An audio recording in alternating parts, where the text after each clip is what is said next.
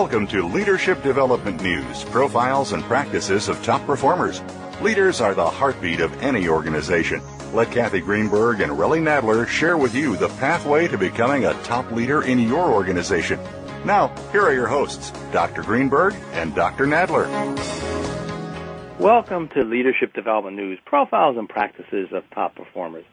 I'm Dr. Relly Nadler, and Dr. Kathy Greenberg is my esteemed host.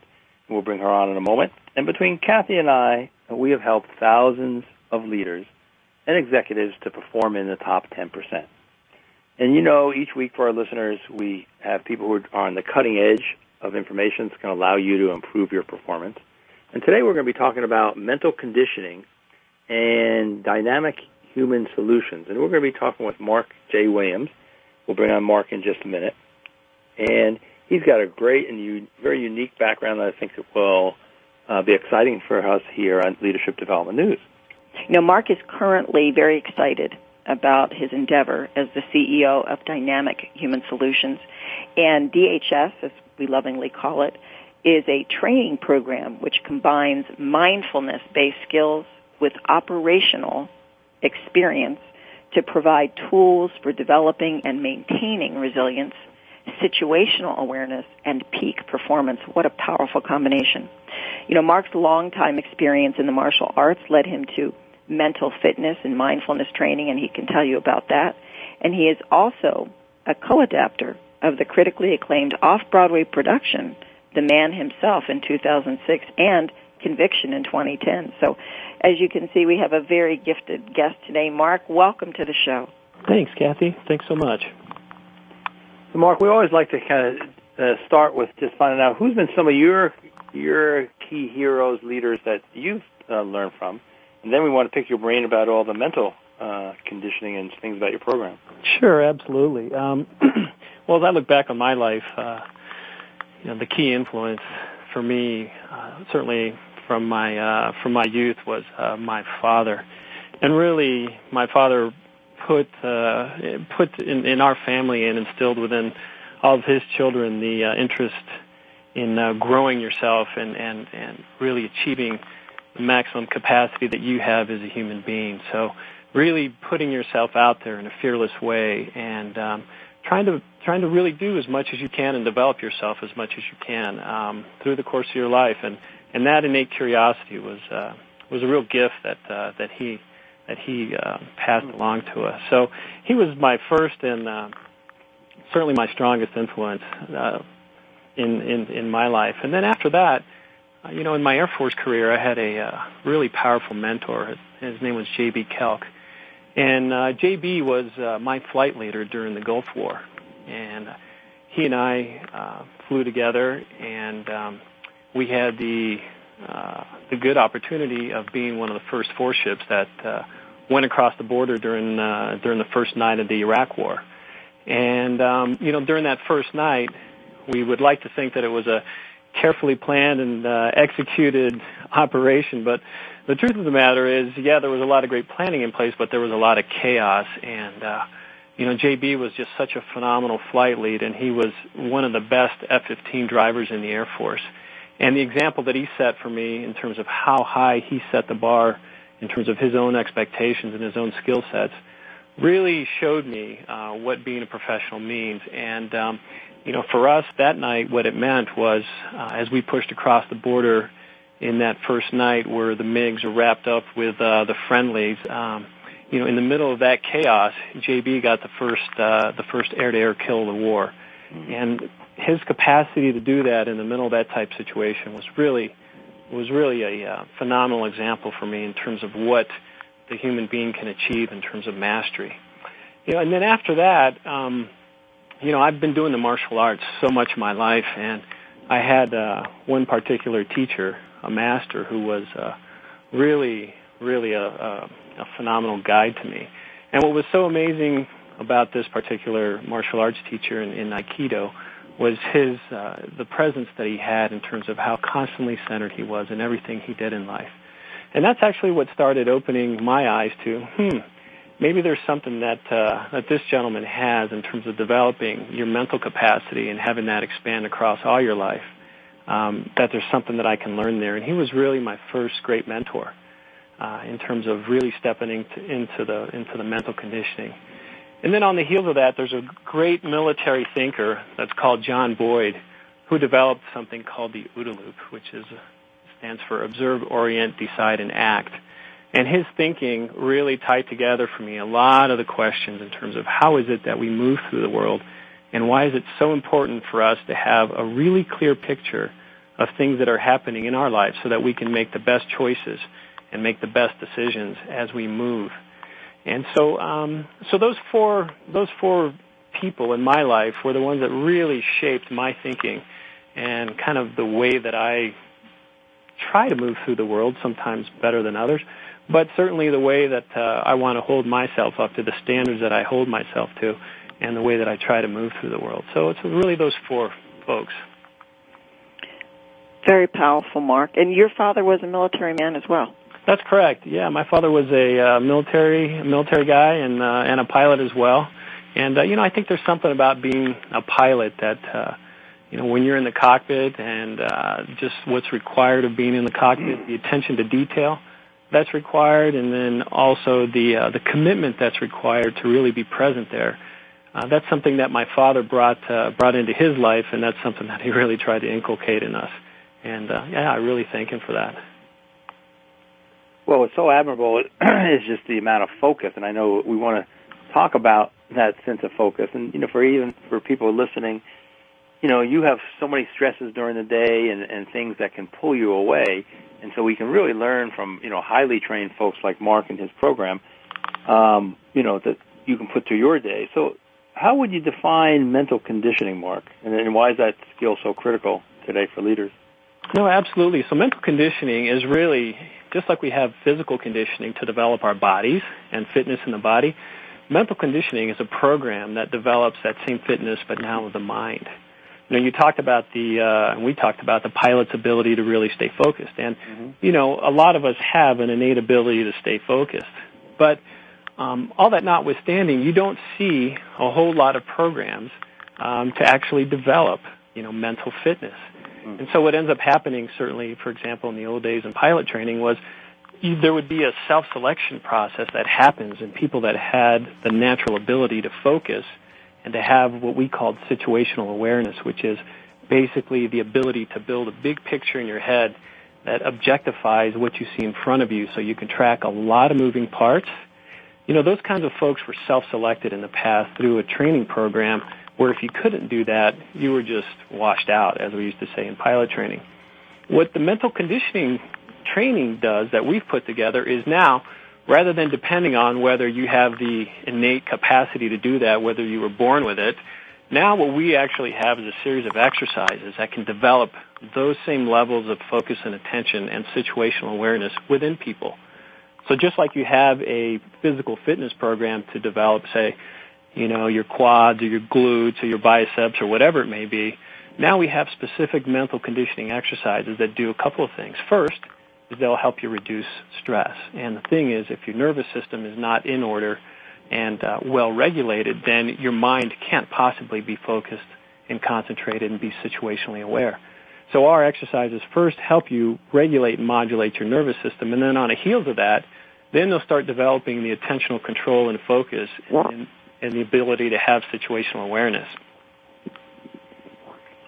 One of the things that I'm very sensitive to in this conversation is the fact that we have a lot of coaches who are interested in these kinds of processes as well. And I think we're going to take a quick break. And when we come back, Mark, I'd like to talk to you a little bit about why are these skills not only critical to leaders, but to coaches as well. Don't go away. You'll be listening to Mark as soon as we come back from this break. So come right back. Welcome back to Leadership Development News, Profiles and Practices of Top Performers. We're talking with a key top performer here, Mark Williams. He's the CEO of Dynamic Human Solutions. And before the break, Kathy was saying, how do we apply these skills to coaching, some of the mental conditioning? And then, what are some of the skills? How would someone get started? Yeah, so I'll just jump right in. For me, I came from the world of flying jets and the high performance that you expect from flying jets. And, one of the things that we always used to talk about flying a jet was, all right, what's your max performance G-turn? So what speed do you want to be when you pull 9 Gs on that aircraft so that you can max perform that jet? And you can always be in the place where you're doing the most with that airplane that you possibly can. And so that's the mindset really that we came to our mental conditioning program with. And now rather than talking about the jet, it's, okay, in terms of how you're approaching your life, how do you know where your max performance place is? And then how do you become familiar with that so that you actually have a reference point to go, I'm in the zone or I'm not in the zone. Am I where I need to be or am I not where I need to be? And that applies not just in the case of, for example, if you're actually doing a task, whatever that task may be, whatever your task in life may be, whether it's, doing something like flying a jet or whether it's doing something like, spreadsheets or what have you. The question is, how do you know when you're at max performance? And then more importantly than that, I think, especially in this day and age, is the question of your emotional intelligence. And so how do you know when you're max performing, for lack of a better way to put it, in the emotional intelligence realm? And so, as we developed our mental conditioning program, what we really tried to translate from the military language into kind of the civilian language is, how do I know when I'm max performing? And so, from a mental conditioning perspective, what we try to do in these exercises is give folks a real kinesthetic or felt sense of, hey, am I on my best game or am I not on my best game? So, for example, I'd go out and I would pre-flight my jet as I'd get ready to fly my F-15, and I'd notice sometimes when I'd pre-flight my jet that, maybe I missed something here, maybe something that I usually take a good long look at. I think back and I went, I kind of glossed over that. And if I did that 2 or 3 times, it told me that I wasn't on my best game and that when I was up there in the sky, I needed to be paying extra attention. Well, that's what we want to develop in folks. We want to give them a felt sense to be able to kind of check inside and go, how am I doing today? Am I on my best game or am I not on my best game? When I'm relating to people today, am I where I need to be? Am I max performing in terms of my abilities of having relationships with other folks? And so then, and even more than I was doing was not just going, I'm not on my best game today, but now going, hey, I'm not on my best game, and here's some exercises I can do to get on my best game. And that's what the mental conditioning does. One of the things that I just want to point out to our listeners, and Relly, you can chime in here, is that this mental conditioning is a skill that can be developed and grow. It grows with you. And it starts with a breathing focus. And this breathing focus is based on many, many years of research. It's just the way that you've packaged it that makes it unique for both leaders and coaches. Can you talk a little bit about that? Yeah, absolutely. Like you said, these techniques are actually ancient techniques. And if you go back thousands of years, you can find these, and certainly in Eastern philosophy and what have you. But, even more recently, now they're doing research with fMRIs and, brain mapping and all those kinds of good tools. And what they're showing is that, breathing is a key thing for regulating and modulating the nervous system. And so the foundational exercises of our mental conditioning program are based on these breathing techniques. And what we've done is really taken a lot of these techniques, which you can find certainly in the world of martial arts and certainly in the world of yoga and what have you, and we've made them extremely accessible to the kind of working warrior and taken away some of the strange and esoteric language and really put it in a way that folks can apply it on the spot and in a way that's extremely accessible to the modern person. And what that then does is, regulating and modulating that nervous system, you can start gaining a familiar sense of, hey, am I under a stressful response right now, or am I in a centered and focused place where I can move through the world in a clear and clean way? And that obviously opens up a lot of possibilities. And so, what I would say to our listeners right now is, in terms of understanding where you are, one thing that you can do, and you can do this, even right now or after the program, is just take a moment and sit down. And I know it's hard, especially with cell phones and computers begging for our attention, but if we sit down and we just stop for a minute And it doesn't need to be long. I mean, less than a minute. You take 15 seconds. And the first question is, can you stop? How difficult is it for you to stop? And do you have the ability to make that choice and not be very consternated about it? The second thing is, after you stop, just take a moment and either keep your eyes open or closed, and then take stock of what's happening internally. You know, how many thoughts are buzzing around in your brain right now? And then notice that. And then if you can actually notice that, notice how long those thoughts either stay or how loud they become. And from that then, after taking stock, you can get a sense of, well, what's my mental conditioning level? And that's really, really the fundamental question in terms of going, do I need to begin a mental conditioning program? So just like you would go out and you might run a marathon, you know, before you ran a marathon, you'd want to go out and maybe jog a little bit and go, do I need to really get fit for this? Or, you know, in general, what's my level of, you know, am I in shape or not in shape? Start first, take a look at your own, you know, take stock of your own mental conditioning level and try that simple exercise that I pointed out. And if you don't have the capacity to notice what's going on, to slow down what's happening, to take some control of, you know, that interior landscape, you know, because that control of that inner landscape is what allows you to be a max performer. You can't have a high level of emotional intelligence if you've got a lot of clutter happening in your mind. You can't possibly perform really high. Certainly when I was in combat, I knew that I had to be one-pointed and focused on the situation so I could read what was happening around me. To be able to do that, you have to be able to have a calm nervous system and then a calm and collected mind. And that then is what gives you the option of having choices and developing the sense of familiarity with what that is. Kind of like, you know, the difference between chocolate and vanilla ice cream and being able to go, oh, this tastes like this, I'm not in my best game. And then being able to quickly put yourself on your best game to give you the choices you need to excel in life. That's what's going to make a difference for folks.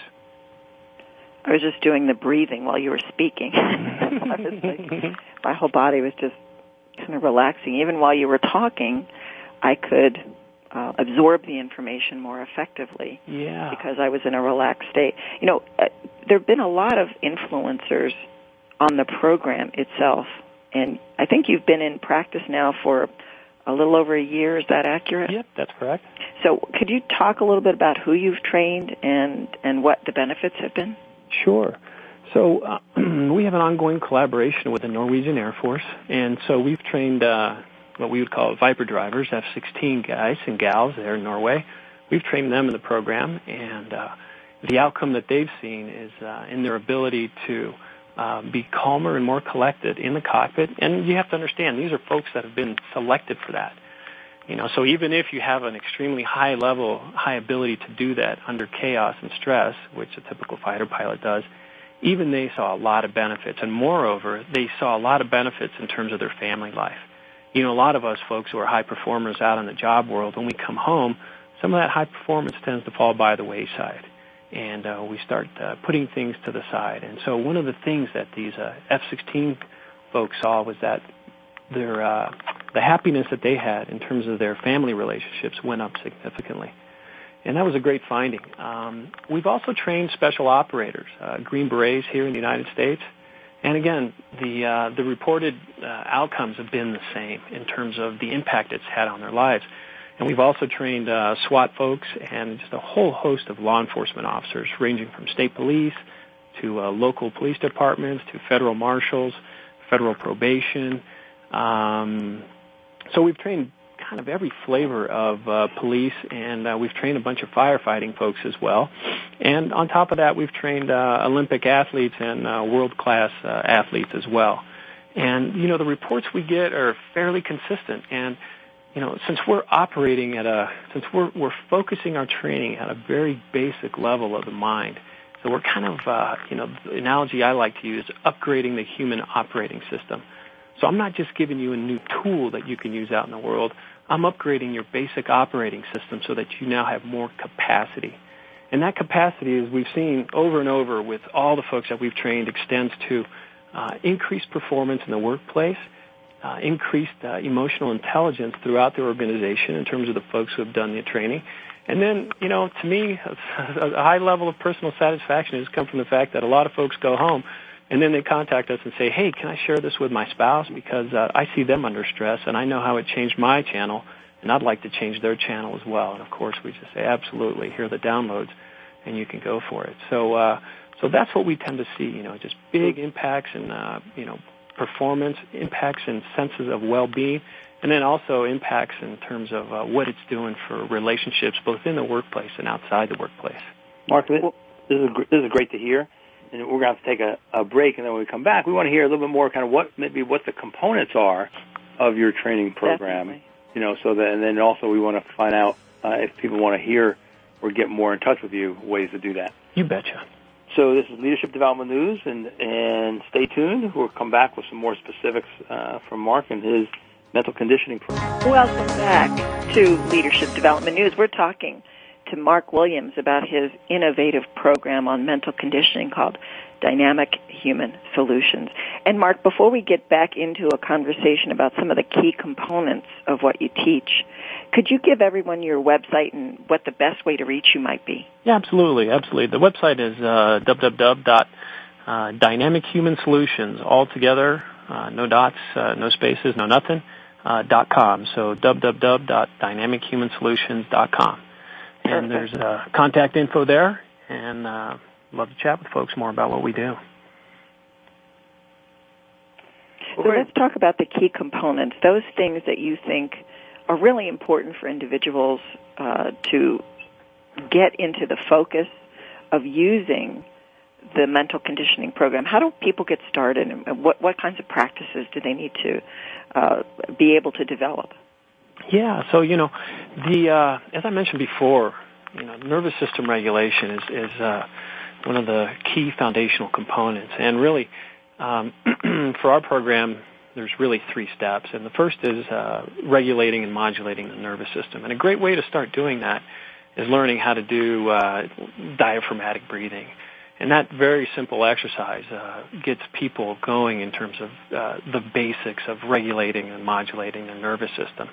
Now, we teach some various iterations on that take that to more subtle levels, but just in terms of folks that are out there listening, if they actually take the time to sit down and do that type of breathing, it has a really powerful impact on the nervous system. So that's step 1 of the program. And then step 2 of our program is developing attentional and focus control. And those attentional and focus controls allow your mind to start stabilizing and start developing the capacity for you to make choices about where you want your mind to go. Kathy, as you were saying earlier, in terms of having the choice about having positive thoughts or negative thoughts, what they found in the research is that folks who are what they call ruminating, or just thinking about things where their mind isn't directed in a particular way, pretty quick that ruminating tends to become negative thinking. And so that's the second tier of the program, is developing attentional control and focus control. And then the last tier of the program is developing the ability to really cultivate situational awareness. And so, kind of like a pond, when when your pond is really murky, you can't see in it. And so, the nervous system regulation is going to start clearing out the big branches, and then the attentional control is going to start letting the dust settle. And then the situational awareness exercise really allow you to start enjoying the clarity of that pond, so you can start seeing what's happening around you. And then from that is, of course, emotional intelligence is going to emerge from that, as well as the ability to perform at new levels. The research shows that if you can do this stuff 20 to 30 minutes a day, that really you're developing, you're actually making your neocortex bigger, kind of like you were talking earlier, Kathy, in terms of brain plasticity. So we all have the ability to develop our brains and make them more focused and make them do what we want them to do. And, again, the first and most basic exercise is getting the stress that we have in our ordinary lives under control so that we can start focusing our attention. And once that starts happening, then new things can arise from that. One of the things, Mark, that we talked about during the break, there's so much research now with the functional MRIs. Some of the research with Richard Davidson and John Kabat-Zinn are talking about making a shift in the brain, kind of what they call that right-left shift. Mm-hmm. The right temporal that may have some agitation to the left temporal that's kind of content, where more of the happiness is, in as little as 8 weeks, that they can see actually a shift in activity from the right, more agitation, to the left, more contentment. And I think, for our listeners, that's just so valuable that it doesn't take a lot of time to really help change your brain. Yeah, no, if you think about it, you say to yourself, gee whiz, if I spend 20 minutes a day for 8 weeks and I can totally change my brain at a very at an organic level in terms of all the neurons and the synapses that are firing, I can make those changes, and from those changes, a more positive mindset and more effective capacity and higher performance is going to emerge, along with higher levels of emotional intelligence. All these are research-based conclusions, and absolutely, in as little as 8 weeks, that happens. Well, that's so cool. And Kathy and I, when we were with groups, we talk about their decision-making, like you're talking about, judgment, and really about your IQ points. And when you bring in the IQ, which is what we're talking about, people make a lot of decisions, and they're working kind of in a dumbed-down fashion. They don't have all their IQ potential, and we're confused. We're not as clear. But if we talk about you're losing IQ points, or with this simple practice, you can gain these IQ points.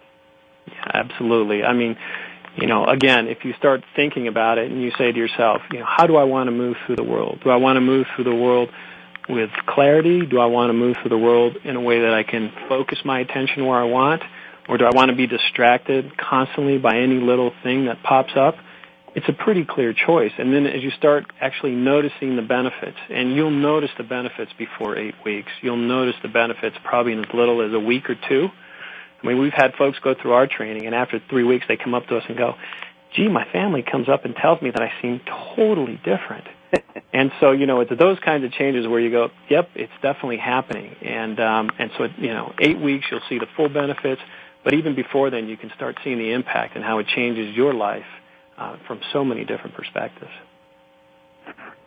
It's very powerful. Just the 2.5 days experience that I had with it really has helped me understand a lot more about what this whole process of mental conditioning can do. And I think you were talking about building up to 20 to 30 minutes of this a day. Is that accurate, Mark? That's correct. 20 to 30 minutes a day is the magic numbers. But you don't do it all at once. You don't have to do it all at once. Right now, the research is showing that it's kind of a building block process. So if you have 20 to 30 minutes where you can sit down and you can train yourself to do that, that's great. If not, if you can take out 5-minute chunks during your day, then that also still will show impact, which is a great thing. That's terrific, and we so thank you for being with us today. I want to mention your website again. It's www.dynamichumansolutions.com, and for those of us who would like to learn more, we can reach out to you. You've been talking to Mark Williams. You've been listening to Leadership Development News, Profiles and Practices of Top Performers with Dr. Relly Nadler and Dr. Kathy Greenberg. We want to thank you so much for tuning in to tune up your leadership performance. And remember to excel your life. Visit us at www.excelinstitute.com, where emotional engagement meets performance.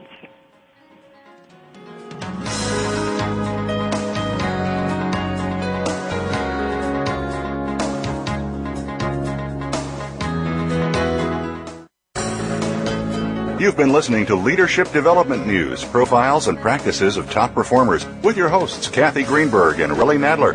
We sincerely hope that you gained some great ideas and inspiration on how to elevate your leadership skills. Join us again next Monday at noon Eastern Time and 9 a.m. Pacific Time right here on the Voice America Business Channel.